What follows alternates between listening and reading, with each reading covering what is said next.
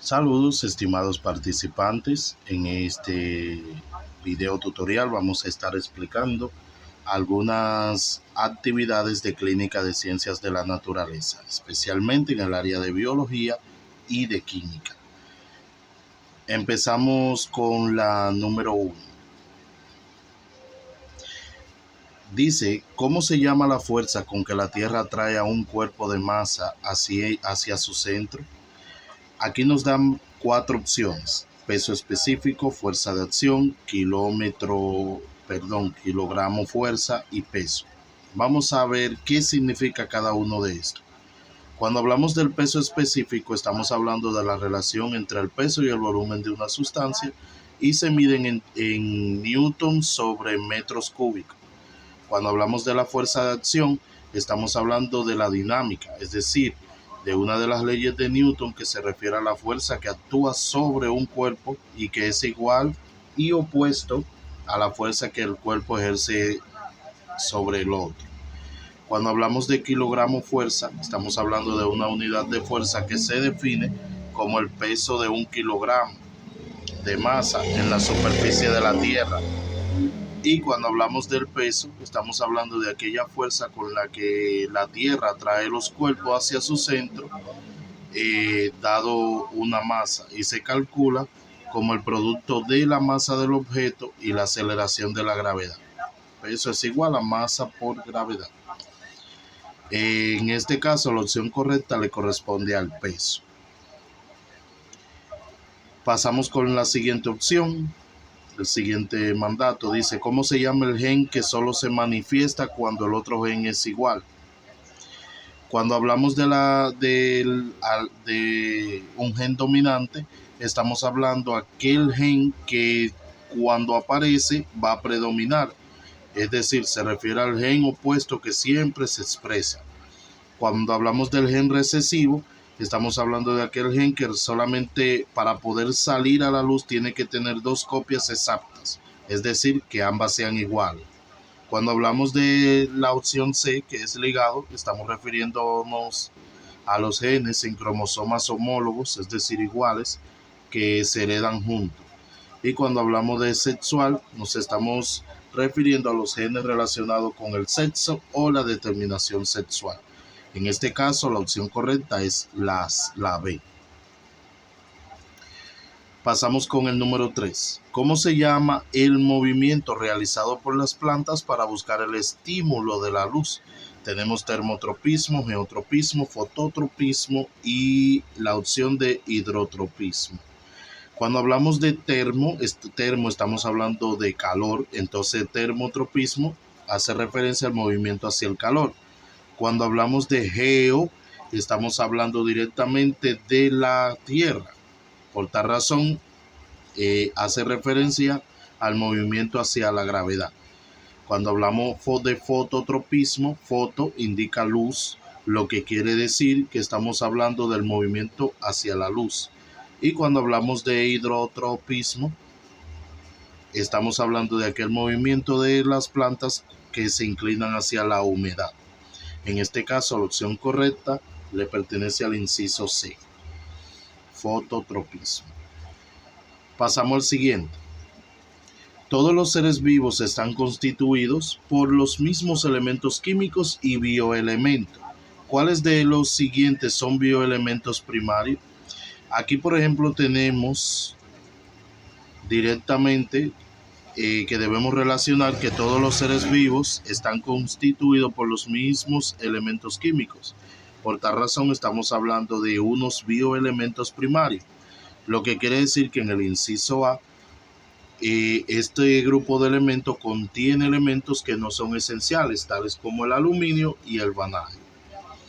En el inciso B, tenemos aquí los bioelementos primarios que conforman los seres vivos. En la opción C, estamos hablando directamente de aquellos elementos minerales que son esenciales, pero pertenecen a los secundarios.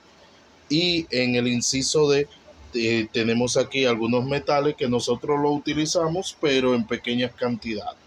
Por tal razón, como estamos hablando de bioelementos primarios, estos serían los elementos primarios.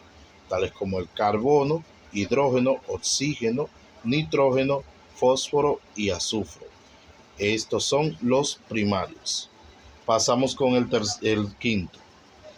El agua es la sustancia más abundante en los seres vivos, porque se considera el agua como el solvente universal. Dice el inciso A que interviene en la digestión. Aquí, en esta opción, aunque es cierto, no describe su capacidad como solvente. El inciso B dice que posee un calor de vaporización elevado. En este inciso, podemos saber que este tampoco se relaciona con su habilidad para disolver. La opción C habla de que transporta la sustancia a través de la célula, aunque debemos saber que esto es cierto. Hay otras propiedades del agua, pero no su capacidad de solubilizar compuestos, lo que quiere decir que esta opción no encaja con el mandato. Y el inciso D habla que disuelve la mayoría de las sustancias conocidas cuando nosotros hacemos jugo, café, chocolate, lo que quiere decir que el agua se considera el solvente universal por su capacidad para disolver una gran variedad de sustancias orgánicas e inorgánicas. Esta parte le corresponde a la opción D. En el inciso 6 dice: ¿cuál es la unidad más pequeña que constituye a los seres vivos? Cuando hablamos del átomo, estamos hablando de que estos son aquellos que se unen para formar moléculas, pero no constituyen organismos vivos por sí mismos. La célula, en cambio, estamos hablando de la unidad estructural y funcional más pequeña que constituyen los seres vivos. Cuando hablamos del citoplasma, estamos hablando del contenido de la célula, pero no la unidad más pequeña de la vida. Y cuando hablamos de las neuronas, solo estas se encuentran en organismos nerviosos y no constituyen a todos los seres vivos. Por tal razón, la opción correcta sería la B, la célula.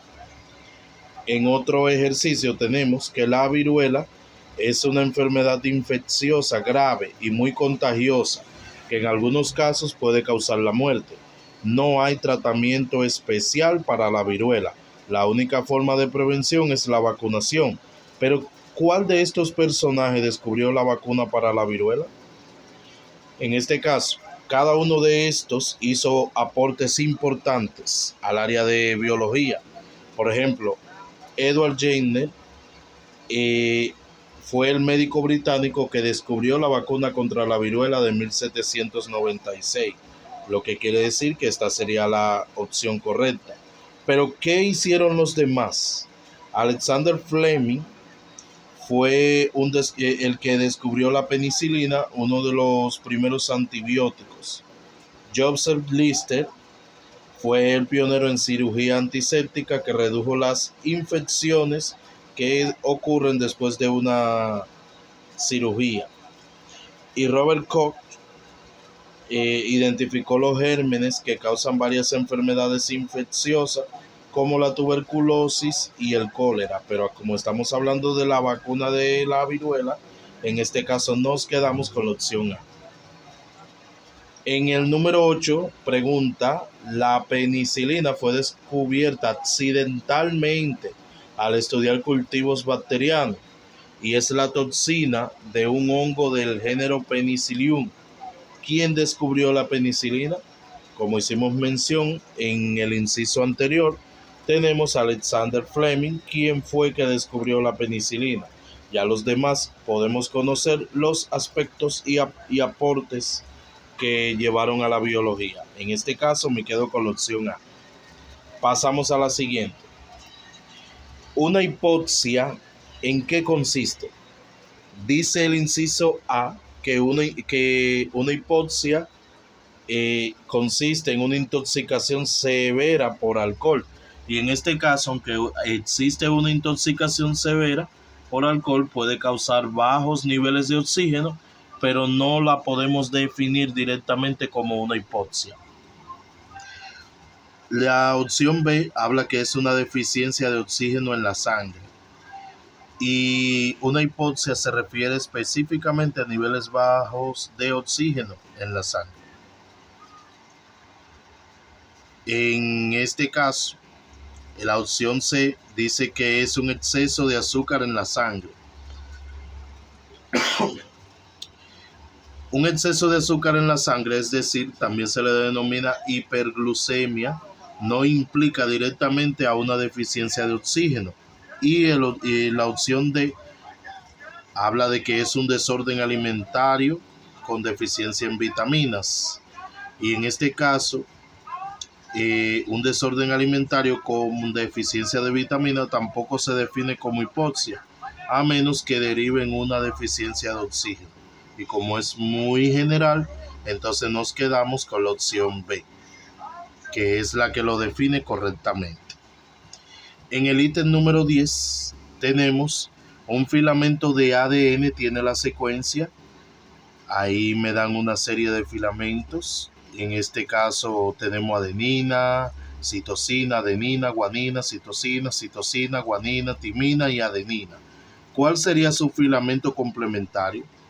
En este caso, para poder realizar la otra secuencia, el otro filamento, simplemente debemos sustituir la adenina por la timina y la citosina por la guanina, y así sucesivamente. En el inciso A podemos ver que ambas secuencias son la misma, lo que quiere decir que esta queda descartada, este filamento. En la opción B podemos apreciar que se cambia el filamento original por un filamento complementario del ADN, es decir, la adenina se aparea con la timina, la citosina se aparea con la guanina, es decir, se están intercambiando. La opción C, en este caso, introduce lo que es el uracilo y nos define que usa el uracilo en lugar de la timina, lo que quiere decir que solo está presente en el ARN cuando aparece el uracilo. Esto solamente aparece en el ARN y no en el ADN, y claramente el ejercicio me está hablando del ADN. Y la opción D, podemos apreciar que los pares de base no coinciden correctamente, lo que quiere decir que en lugar de la adenina, que debería de ser una timina, aquí tiene la guanina, y por tal razón no coincide. En este caso, la opción B es la correcta. Pasamos al inciso 11. Habla que las moléculas de ADN de diversas especies se diferencian en su secuencia. En este caso habla del fosfato, del azúcar, del tipo de nucleótidos o de las bases nitrogenadas. Del fosfato no forma parte de la secuencia directa del ADN. Del azúcar, es decir, la desoxirribosa, es el mismo en el ADN de todas las especies.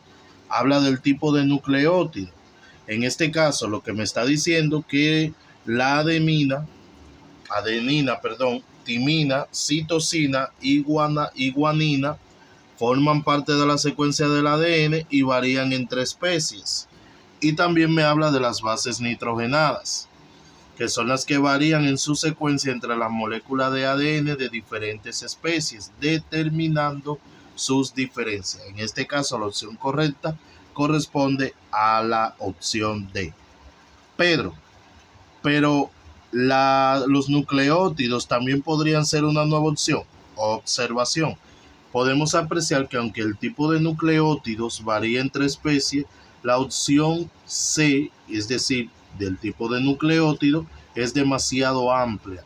Los nucleótidos están compuestos por una base nitrogenada y un azúcar fosfato, por lo que la diferencia se debe específicamente es a las bases nitrogenadas, para hacerlo más simple.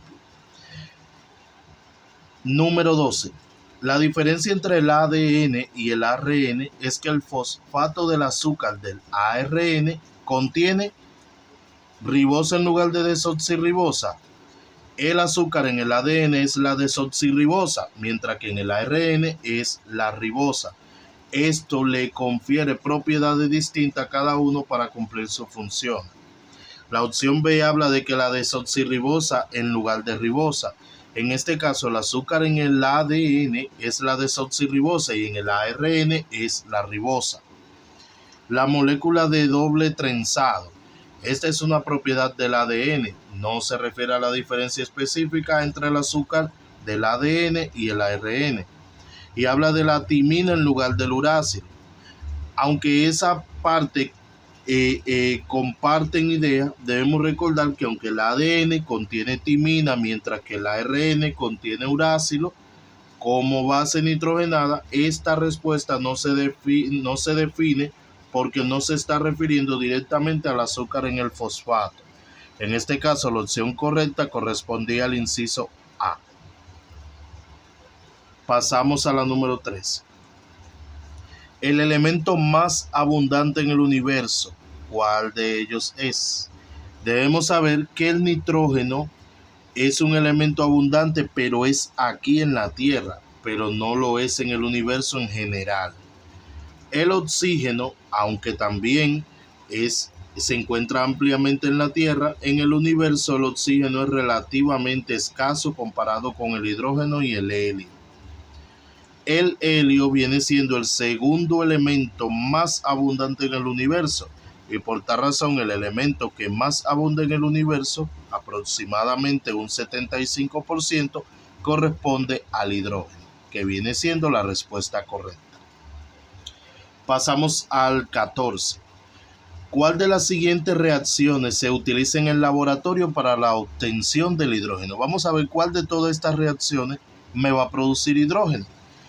En primer espacio, el inciso A. Esta reacción convierte el zinc, lo está convirtiendo en ácido clorhídrico, en cloruro de zinc e hidrógeno gaseoso. Es una reacción comúnmente utilizada en el laboratorio para generar hidrógeno. Vamos a ver. En el inciso B tenemos aquí que esta reacción convierte el óxido de zinc, vamos aquí, está convirtiendo el óxido de zinc y el ácido clorhídrico en cloruro de zinc y agua, lo que quiere decir que no produce hidrógeno, pero sí puede producir directamente otra sustancia.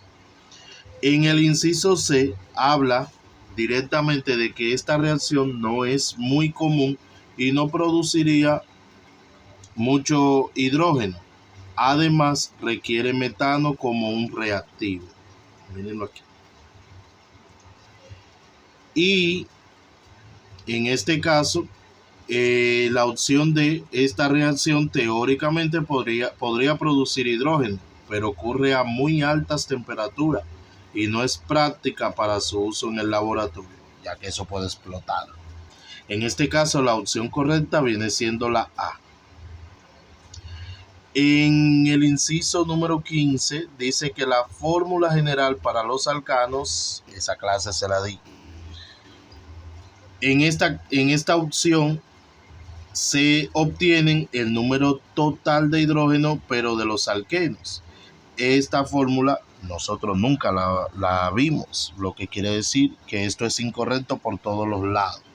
Esta fórmula no generaliza el número de hidrógeno de una cadena carbonada.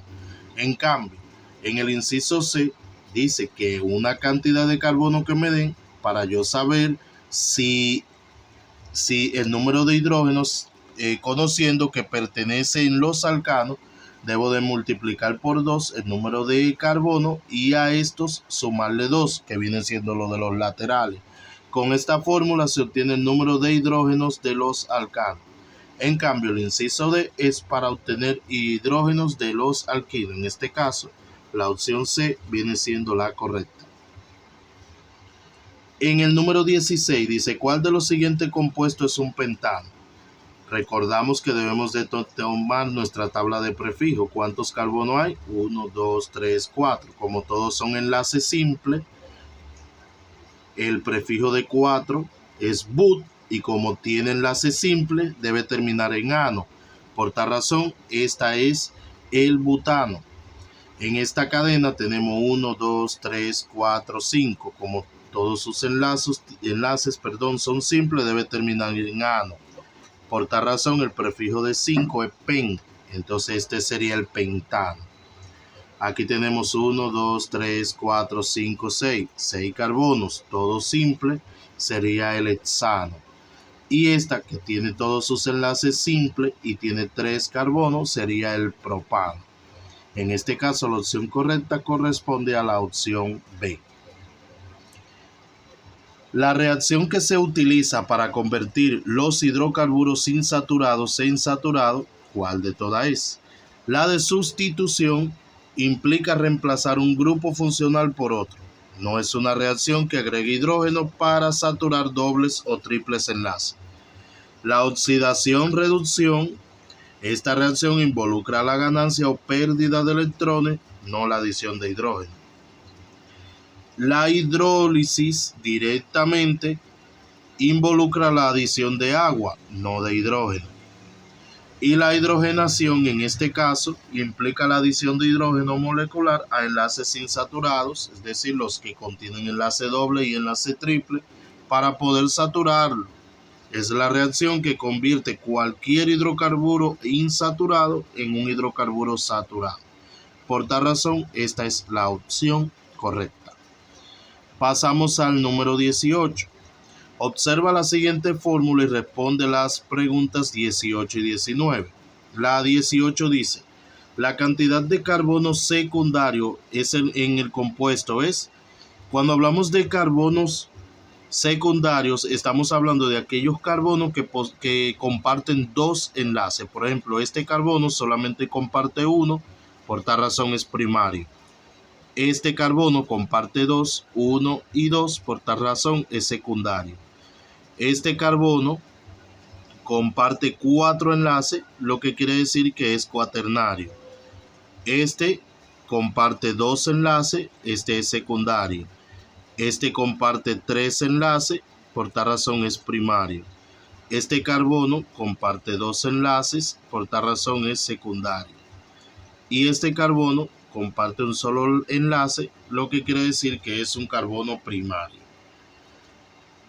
Comparte 2, comparte 2, comparte 2, lo que quiere decir que hay 3 carbonos secundarios.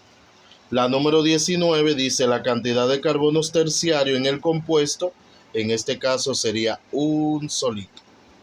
Pasamos a la siguiente. Los radicales provenientes de los alcanos tienen el nombre común de. Los radicales derivados de alcano se conocen como grupos alquilo o alquilos.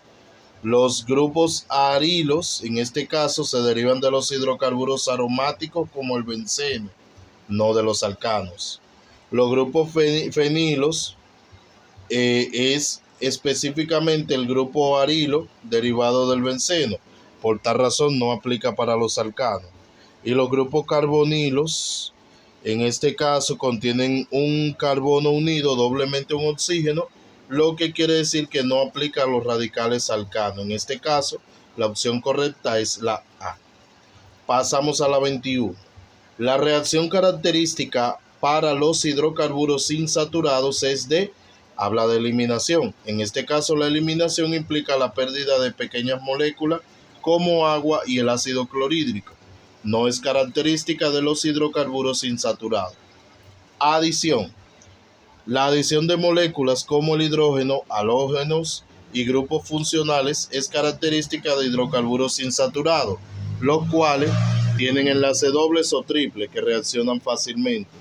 Sustitución implica reemplazar un átomo o grupo con otros. No es característica de los insaturados. Y la neutralización, en este caso se refiere a reacciones entre ácidos y bases. No aplica para hidrocarburos. En este caso, la opción correcta sería la adición. Número 22.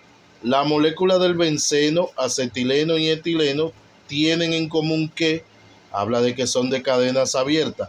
Lamentablemente el benceno es de cadena cerrada.